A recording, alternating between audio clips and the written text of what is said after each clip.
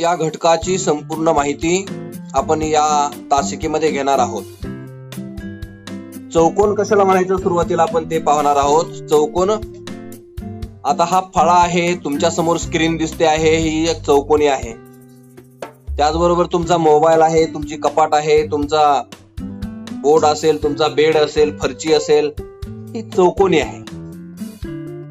Calendar असेल, पुस्तक असेल, वही असेल, हे सर्व दिसतात. त्या सर्व वस्तू अशा चार कोनाच्या असणाऱ्या वस्तू सर्व चौकोनी असतात, हे लक्षात ठेवायचं आहे. कधी कधी आपल्याकडून थोडी गडबड होते, चौरस आणि चौकोन याच्यामध्ये गडबड होते. पण चौरस हा चौकोन असतो, पण सर्व चौकोन हे चौरस नसतात. सर्व चौकोन हे चौरस नसतात. चौरस आणि चौकोनामध्ये बरीच गडबड होती मुलांची. चौकोन म्हटलं की चौरस आणि चौरस म्हटलं की चौकोन, असं नाही होणार. चौरस हा चौकोनाच्या प्रकारामधला एक प्रकार आहे. ते प्रकार आपण पाहणार आहोत. सुरुवातीला हे लक्षात घ्यायचं आहे आपण की चौकोन कशाला म्हणायचं. तर कोणत्याही प्रकारची आकृती असू द्या अशा पद्धतीची. आता ही आकृती आहे, अशी मी इथं काढली. याच्यामध्ये चार कोन आहेत बघा, हे चार कोन आणि ह्या चार बाजू आहेत, ठीक आहे नाही. चार कोन आणि ह्या 1 2 3 4 या चार बाजू आणि चार कोन, अशा तुम्हाला वेगवेगळ्या आकाराच्या आकृत्या असतील. हे बघा, अशी असली तरी ही चौरस झाली. त्याचबरोबर तुम्हाला ही अशी असेल पण इथं ही सुद्धा चौरस झाली, चौकोन झाली. चौकोन असतील, ही सरळ जरी असेल अशी तरी तुम्हाला ही चौकोन झाली. म्हणजे चौकोन म्हणजे वेगवेगळे आकार असतील, परंतु त्याला चारच काय असतील. आता इथं मी एक आकृती काढतो बघा, ही आकृती काढली, परंतु ह्याला 3 कोन आहेत, एक कोन बंद ओपन आहे. ही आकृती ओपन आहे म्हणजे ही काय होणार नाही, चौकोन होणार नाही. त्याचबरोबर इथं मी एक अशी आकृती काढली बघा,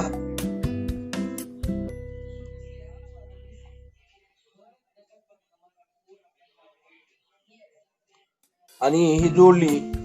आता याच्यामध्ये बघा, याच्यामध्ये मी इथं एक कोन आणखी दाखवलाय.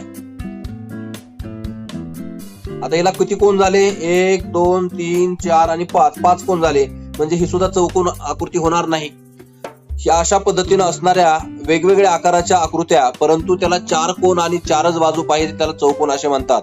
म्हणून डेफिनेशन दिली मी, 4 कोन व 4 बाजू असणाऱ्या बंदिस्त आकृतीला चौकोन असे म्हणतात. हे लक्षात ठेवायचं आहे. दिलेल्या आकृतीमध्ये हा चौकोन आहे हे आपल्याला माहित आहे. या चौकोनाचं नाव आपण लिहिताना त्याचं चिन्ह वापरायचं. सुरुवातीला हे अशा पद्धतीचं चौकोन, छोटा चौकोन वापरायचा नाव लिहिताना. याला चौकोन म्हणतात. त्याला काय म्हणतात, चौकोन. ABCD तशा पद्धतीने आपण असं त्रिकोणाचं चिन्ह काढतो की नाही, तशा पद्धतीने हे चौकोनाचं चिन्ह काढायचं, ABCD. परंतु हे एकच नाव नाही, आपण असे अनेक नाव लिहू शकतो बघा. घड्याळाच्या दिशेने नाव लिहू आपण. आता बघा, दुसरं आपण नाव लिहू शकतो. याचं आपण D पासून सुरुवात करून DCBA हे सुरुवातीला नाव लिहिलं मी. आता आपण इकडून घड्याळाच्या दिशेने आणि घड्याळाच्या विरुद्ध दिशेने, दोन्ही दिशेने आपण नाव इथे या ठिकाणी पाहू. अगोदर सुरुवातीला पाहू घड्याळाच्या दिशेने, घड्याळाच्या विरुद्ध दिशेने. तर चौकोन BCDA, चौकोन CDAB आणि चौकोन DABC. हे झाले घड्याळाच्या विरुद्ध दिशेने. आता घड्याळाच्या दिशेने बघू आपण. बघा, घड्याळाच्या दिशेने चौकोन ADCB, त्याबरोबर DCBA, त्यानंतर CBAD, त्यानंतर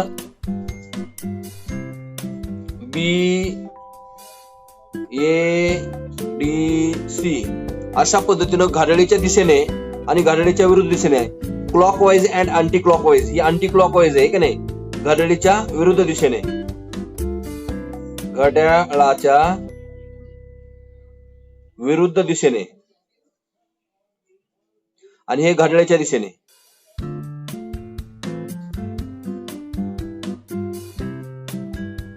आता या ठिकाणी बघा, आपण अशा पद्धतीनं दोन प्रकारे काय लिहू शकतो, चौकोनाचे नाव लिहू शकतो. पण यातला कोणतंही एक नाव लिहिलं तरी आपलं हे गृहीत असतं. कोणतंही एका प्रकारचं नाव लिहा. आपण सोयीस्कर लिहितो कधी, लक्षात ठेवा. ABCD ए पासून सुरुवात करून सोयीस्कर लिहितो, परंतु ह्यातलं कोणतंही नाव तुम्ही ह्या चौकोनाला दिलं तरी ते योग्य ठरणार आहे. एकूण चौकोनाला 4 बाजू आहेत. मग लगतच्या बाजू म्हणजे काय? लगतच्या बाजू म्हणजे शेजाऱ्याच्या बाजू, शेजारच्या बाजू. आपल्या जसं लगत घर असते की नाही दुसऱ्याचं, तसं आपल्या शेजारी शेजारी जसे घर असतात तसं आपण त्या शेजारचा घर असेल त्यालाच लगतचं घर म्हणतो. तसं चौकोनाच्या लगतच्या बाजू म्हणजे चौकोनाच्या जवळच्या बाजू. आता कोणाच्या लगतच्या बाजू? आता ए कोणाच्या लगतच्या बाजू कोणत्या येतात बघा? चौकोनाच्या लगतच्या बाजू AD आणि AB बघा. तर आपण या ठिकाणी लिहू शकतो AB व BC एक जोड झाली. त्यानंतर नंबर 2 बघा BC व CD. नंबर 3 CD व DA या झाल्या लगतच्या बाजू. किती? CD आपण इथं काय लिहिलं? AB आणि BC आणि CD बरोबर आहे. आता यानंतर काय लिहिलं आपण? CD व DA या 2 लगतच्या बाजू. म्हणजे असे लगतच्या जोड्या. तर आपण या ठिकाणी ही एक जोडी लगतची, याला ही जोडी लगतची, त्याचबरोबर ह्याला ही जोडी लगतची, पुन्हा ह्याला ही जोडी लगतची आहे की नाही? याला ही जोडी लगतची राहिली. म्हणजे इथं DA आणि AB बघा. आणखी काय? नंबर 4 DA व AB अशा पद्धतीने आपण 4 लगतच्या जोड्या चौकोनामध्ये लिहू शकतो. किती जोड्या? 4 जोड्या लगतच्या बाजूच्या जोड्या आहे की नाही? लगतच्या बाजूच्या जोड्या अशा पद्धतीने आपण 4 वेळा लिहू शकतो. लगतच्या बाजू म्हणजे त्या ज्या 2 बाजूंनी एक कोन तयार केलेला आहे त्यांच्यामध्ये फक्त एकच कोन असावा आहे की नाही? म्हणजे ज्या 2 बाजूंनी एक कोन चौकोनाचा तयार केला त्या 2 बाजूंना लगतच्या बाजू असे म्हणतात. हे लक्षात ठेवायचं आहे. बघा नंबर 3 घटक आहे सम्मुख बाजू. सम्मुख बाजू म्हणजे समोरासमोरच्या बाजू. आता समोरासमोरच्या चौकोनाच्या 2च बाजूंच्या जोड्या असतात. म्हणजे या ठिकाणी AB याची समोरची बाजू कोणती? ही समोरासमोर असणाऱ्या बाजू आहे की नाही? हे अशा समोरासमोर. याच्याशी ही म्हणजे ही आणि ही समोरासमोर, ही आणि ही समोरासमोर. याला इंग्रजीमध्ये अपोजिट साइड्स असं म्हणतात. मग आपण म्हणतो विरुद्ध साइड, पण तसं नाही ते होत. तर समोरासमोरच बाजू होतात. म्हणून बाजू नंबर 1 बाजू AB व बाजू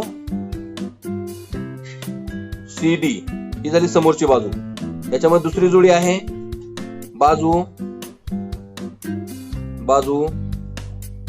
BC व बाजू AD. BC व AD ह्या समोरासमोरच्या बाजू झाल्या. 4था घटक आहे लगतचे कोन.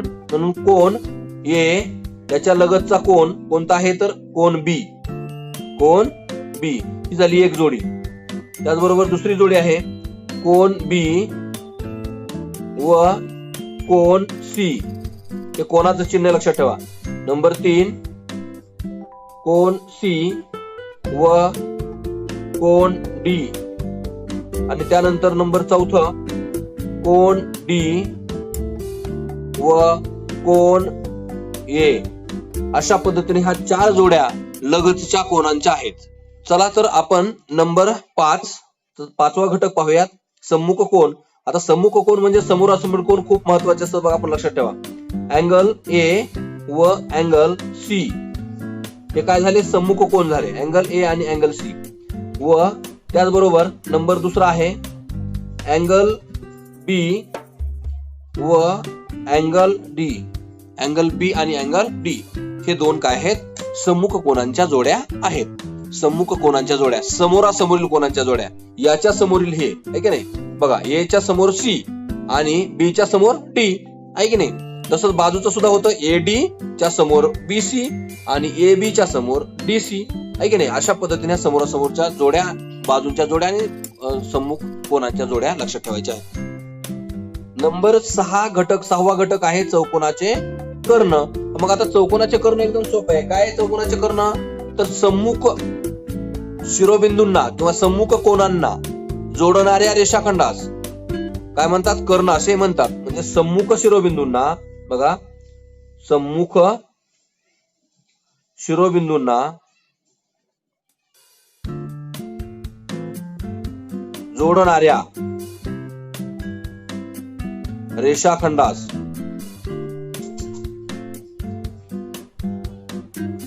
कर्ण म्हणतात. मग किती कर्ण असतात त्याला? 2 कर्ण असतात. बघा, ए पासून ते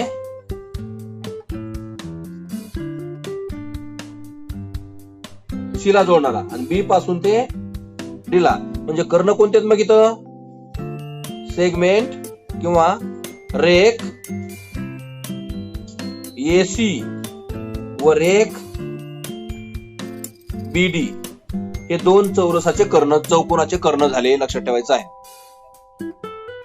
4 बाजू, 4 कोण, तसे 4 शिरोबिंदू. 7वा घटक आहे शिरोबिंदू.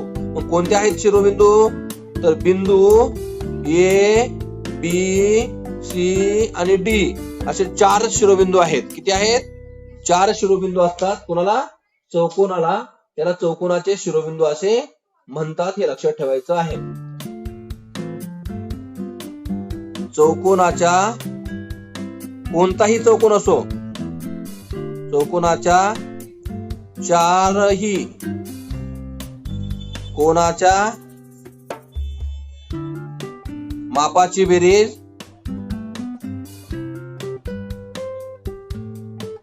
360 डिग्री असते. किती असते? 360 अंश. लक्षात ठेवायचं. कोणताही प्रकारचा चौकोन असो, चौकोनाचा प्रकार कोणताही असो, परंतु त्याच्या कोनांच्या मापांची बेरीज ही 360च असते. त्रिकोणाच्या किती असते? तर त्रिकोणाच्या 180 असते. तसं चौकोनाच्या 360 असते. हे लक्षात ठेवायचं आहे. चौकोनाच्या प्रकारामध्ये पहिला प्रकार आहे समांतरभुज चौकोन, पॅरलोग्राम. त्याला इंग्लिशमध्ये म्हणतात पॅरलोग्राम. या चौकोनाच्या सम्मुख ज्या भुजा आहेत त्या भुजा काय असतात? तर सारख्या मापाच्या असतात, समान असतात, कॉन्ग्रंट असतात. आणि समोरासमोरचे कोन सुद्धा त्याचे काय असतात? तर एकरूप असतात, समांतर काय असतात? समान मापाचे असतात. समोरासमोरचे कोन आणि समोरासमोरच्या भुजा. त्याचबरोबर त्याचे जे कर्ण असतात, कर्ण ते एकमेकांना, कर्ण जे असतात ते एकमेकांना दुभागतात. काय करतात? तर दुभागतात. म्हणजे त्याचे एकमेकाचे 2 भाग तयार करतात. ह्या गोष्टी आपण लक्षात ठेवायच्या आहेत. तर चौकोनाचा दुसरा प्रकार आहे समभुज चौकोन. त्याला रोम्बस म्हणतात. चौकोनाच्या जर सर्व बाजू सारख्या मापाच्या असतील, समान मापाच्या असतील, एकरूप असतील तर त्या चौकोनाला काय म्हणतात? समभुज चौकोन असे म्हणतात. याचे कर्ण हे एकमेकांना लंब दुभाजक असतात. याच्या समोरासमोरील म्हणा सर्व बाजू एकाच मापाच्या असतात. याचे समोरासमोरील कोन हे समान मापाचे असतात, म्हणजे कॉन्ग्रंट असतात. हे लक्षात ठेवायचं आहे. चौकोनाचा तिसरा प्रकार आहे आयत, रेक्टँगल म्हणतात. आणि हा प्रकार आपण काय करत आलोत? 5वी पासून शिकत आलोत. तर एक लक्षात ठेवायचं आहे, रेक्टँगल म्हणजे समोरासमोरील बाजू समान मापाच्या आणि त्याचे कोन हे काटकोन असतात. हे महत्वाचं आहे. त्याची व्याख्याच आहे काटकोन 4ही कोन काटकोन असणाऱ्या चौकोनाला आयत असे म्हणतात. 4ही कोन काटकोन असतात. तसं या रोम्बस मध्ये आणि समांतरभुज चौकोन मध्ये नसतात. याचे 4 कोन जे आहेत ते काटकोन आहेत. म्हणजे याचे जे कर्ण असतात ते एकमेकांना दुभागतात. कर्ण काय करतात? एकमेकांना दुभागत असतात. जर आपण कर्ण काढले अशा पद्धतीनं तर हे कर्ण काय करतात? एकमेकांना दुभागतात. म्हणजे याचे 2 भाग तयार करतात, इकडचा आणि इकडचा. त्याचबरोबर समोरासमोरील बाजू समान मापाच्या असतात. या सर्व गोष्टी आपण लक्षात ठेवायच्या आहेत. चौथा चौकोनाचा प्रकार आहे चौरस. चौरसला काय म्हणतो आपण? स्क्वेअर. 4ही बाजू समान मापाच्या आणि 4ही कोन काटकोन. चारही बाजू समान मापाच्या आणि चारही कोण काटकोन, अशा आकृतीला काय म्हणतो आपण? चौरस असे म्हणतो. हे लक्षात ठेवायचं आहे. त्याच्या चारही बाजू समान मापाच्या असतात आणि चारही कोण काटकोन असतात. तसं रोम्बस मध्ये नसतं. रोम्बस मध्ये त्याचे काटकोन असतील असं नाही, परंतु चौरस हा रोम्बस होऊ शकतो, पण रोम्बस हा चौरस होऊ शकत नाही. काय सांगतो लक्षात घ्या परत. चौरस हा रोम्बस होऊ शकतो, कारण रोम्बसच्या सुद्धा चारही बाजू समान मापाच्या असतात आणि चौरसाचे सुद्धा समान मापाचे असतात. म्हणून चौरस हा रोम्बस असू शकतो, पण रोम्बस हा चौरस असू शकत नाही. त्याचबरोबर आयत हा समांतरभुज चौकोन असू शकतो, पण समांतरभुज चौकोन हा आयत असू शकत नाही, कारण समांतरभुज चौकोनाचे सर्व कोण हे काटकोन असतीलच असं नाही, पण आयताचे हे सर्व कोण काटकोन असतात आणि समोरासमोरच्या बाजू समांतर असतात, परंतु सर्व कोण हे काटकोन असतात आणि समोरासमोरच्या बाजू एकरूप असतात. याच्यामध्ये सुद्धा समांतरभुज चौकोनामध्ये सुद्धा हेच आहे की समोरासमोरच्या बाजू समान असतात आणि समांतर असतात आणि समोरासमोर, परंतु कोण हे काटकोन असतील असं नाही. परंतु आयतामध्ये मात्र कोण हे काटकोन असतात हे लक्षात ठेवायचं आहे. या संकल्पना व्यवस्थित लक्षात घ्या. या ठिकाणी चौरसाचे जे कर्ण आहेत ते कर्ण सुद्धा काय करतात तर एकमेकांना काटकोनात दुभागतात, म्हणजे ते एकमेकाचे लंब दुभाजक असतात. आता जर काटकोनात दुभागतात तुम्हाला मी सांगायला लागलो, इथं आयताचे काटकोनात दुभागत नाहीत, इथं ह्याचे काटकोनाला दुभागतात. बघा हे जे आहेत ते दोन्ही काय करतात, इथं काटकोन तयार करतात. दोन्ही दुभागतानी काटकोन तयार करतात, म्हणजे या दोन्ही कडचे दोन तुकडे जे झाले मधल्या कर्णाचे ते समान असतात, याचे सुद्धा दोन्ही समान असतात आणि मधला कोण जो असतो तो काटकोन असतो. तसं याचा काटकोन नसतो, इथं रोम्बस मध्ये काटकोन असतो, म्हणजे ज्याच्या बाजू समान असतात त्याचे कर्ण हे लंबदुभाजक असतात. एक शॉर्टकट मेथड लक्षात ठेवायची. ज्या चौकोनाच्या प्रकारामध्ये ज्याच्या बाजू समान असतात, म्हणजे रोम्बसच्या सुद्धा बाजू समान असतात, म्हणजे समभुज चौकोनाच्या बाजू समान असतात आणि चौरसच्या बाजू समान असतात, म्हणून यांचे कर्ण लंबदुभाजक असतात. यांचे कर्ण मात्र फक्त दुभाजक असतात, लंबदुभाजक नसतात. तसंच ते पाचवा चौकोनाचा प्रकार जो आहे तो समलंब चौकोन, ट्रॅपेझियम त्याला म्हणतो आपण. याच्यामध्ये ह्या ज्या दोन समोरासमोरच्या बाजू आहेत, या समोरासमोरच्या बाजूंच्या जोड्यापैकी एक जोडी, लक्षात येईल तुमच्या, ही समोरासमोरच्या बाजूंची जोडी जी आहे ती काय आहे तर समांतर आहे. हिची जोडी फक्त एक असेल तर त्याला काय म्हणतो आपण? ट्रॅपेझियम असे म्हणतो. हे लक्षात ठेवायचं आहे. पाचवा सहावा प्रकार आहे पतंग. हे लक्षात येतो का पतंग? तर याच्यामध्ये ज्या लगतच्या भुजा आहेत, ठीक आहे नाही, आता इथं बघा ए बी सी डी जर असं आपण नाव दिले तर या ठिकाणी लगतच्या भुजापैकी एक जोडी काय, दोन जोड्या एकरूप असतात, म्हणजे या बीसी आणि व सी डी ही जी भुजा आहे, त्याचबरोबर ए बी आणि व ए डी म्हणजे ह्या दोन भुजा, या वरच्या दोन आणि ह्या वरच्या दोन काय आहेत एकरूप आहेत, आणि या खालच्या दोन सुद्धा काय आहेत, त्या दोन खालच्या एकरूप आहेत, म्हणजे समान मापाच्या आहेत. बीसी आणि डीसी या काय असतात, सारख्या मापाच्या असतात, आणि वरच्या ह्या सारख्या मापाच्या असतात, कमी जास्त असतात. हे की नाही, लक्षात आलं का? म्हणून ह्या खालच्या दोन बाजूंच्या जोड्या, ही जोडी जी आहे ती एकरूप असते आणि वरची एकरूप असते. अशा आकृतीला पतंग आकृती असे म्हणतात किंवा पतंग आकृती चौकोन असे म्हणतात. याच्यामध्ये हे कर्ण जे असतात ते एकमेकाला काटकोनात छेदतात, हे लक्षात ठेवायचे. म्हणजे कायचे कर्ण काय असतात, एकमेकाला लंब दुभाजक असतात, हेही आपण लक्षात ठेवायचं आहे. अशा पद्धतीने हे 6 चौकोनाचे प्रकार समलंब चौकोनामध्ये आपण पाहिलं तर हे अशा पद्धतीचा समलंब चौकोन असतो. याच्यामध्ये दोन्ही ज्या आहे समभुज, म्हणजे ह्या समोरासमोरच्या बाजू जर समान असतील तर त्याला आपण समलंब चौकोन, समद्विभुज समलंब चौकोन असे सुद्धा म्हणतो, कारण ह्या दोन्ही बाजू जर समान असतील तर. आणि जर एक बाजू इकडची कमी असेल तरी तो समलंब चौकोन होतो, परंतु समद्विभुज होत नाही, लक्षात ठेवायचे. अशा पद्धतीने 6 प्रकार आपण लक्षात ठेवायचे आहेत. हे चौकोनाचे प्रकार आहेत. याची सविस्तर माहिती मी तुम्हाला ग्रुपवर टाकतो, त्यानंतर तुम्ही लिहून घ्या. उदाहरण नंबर 1 लक्षात येतो तुमच्या आकृतीत दिल्याप्रमाणे एबीसीडी मध्ये, चौकोन एबीसीडी मध्ये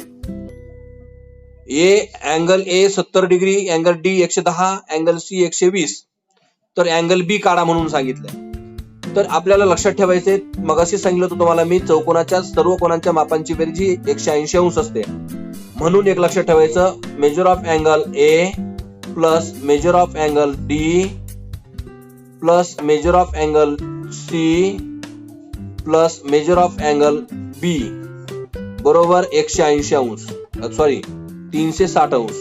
किती असतं? 360 अंश. आता पहा, यांचं सर्वांचं माप लिहा या ठिकाणी. याचं किती माप आहे? 70 अधिक 110 अधिक 120 आणि अधिक मेजर ऑफ अँगल बी दिलं नाही म्हणून measure of angle B 360 degree. आता या सर्वांची बेरीज करा ती वजा करा त्यातून. म्हणजे आता हे किती झालं मग? 110 120 230 230 किती उरले हे बघा, 120 आणि 110 230 आणि हे 70 300, इथं झालं 300 डिग्री आहे की नाही बरोबर. Plus measure of angle B बरोबर 360 डिग्री. आता पहा, 360 मधून 300 वजा करा, 300 वजा करा बरोबर मेजर ऑफ अँगल बी येईल. बरोबर काय? मेजर ऑफ अँगल बी. आता पहा या ठिकाणी किती आलं मग? 60 डिग्री माप आलं मेजर ऑफ अँगल बी. किती आलं? 60. म्हणजे आपण तोंडी सुद्धा करू शकतो, एवढं लिहिण्याची आवश्यकता नाही. या सर्वांची बेरीज करा, 3 दिलेल्या कोणाची बेरीज करा आणि त्या कोणांची बेरीज केल्यानंतर ती 360 मधून वजा करा. डायरेक्ट तुम्ही करू शकता, एवढं लिहायची गरज आहे का? तर नाही. डायरेक्ट इथली तुम्ही बेरीज करू शकता. 110 120 आणि किती 70 किती झाले 300. आता हे वजा करा, 360 वजा 300 बरोबर 60 अंश. म्हणजे तिसऱ्या कोणाचं चौथ्या कोणाचं माप हे किती मिळालं तुम्हाला? 60 अंश. एवढं लिहिण्याची गरज नाही, पण एक समजून सांगितलंय मी तुम्हाला कशा पद्धतीने हे उदाहरण सोडवायचं आहे. जर 3 कोणाच्या मापाची बेरीज 3 कोण दिले आणि चौथा कोण जर काढायचा असेल तर तुम्ही यानुसार सोडवू शकता. या पद्धतीने सोडवायचं आहे. जर तुम्हाला शॉर्टकट मध्ये उत्तर काढायचं असेल, फक्त पर्याय लिहायचा असेल तर तुम्ही या पद्धतीने उत्तर काढायचं आहे. लक्षात आलं काय सांगतोय परत? तर लगतच्या कोणांच्या मापांची बेरीज ही काय आली? सारखी यायला लागली, म्हणून हा समलंब चौकोन आहे.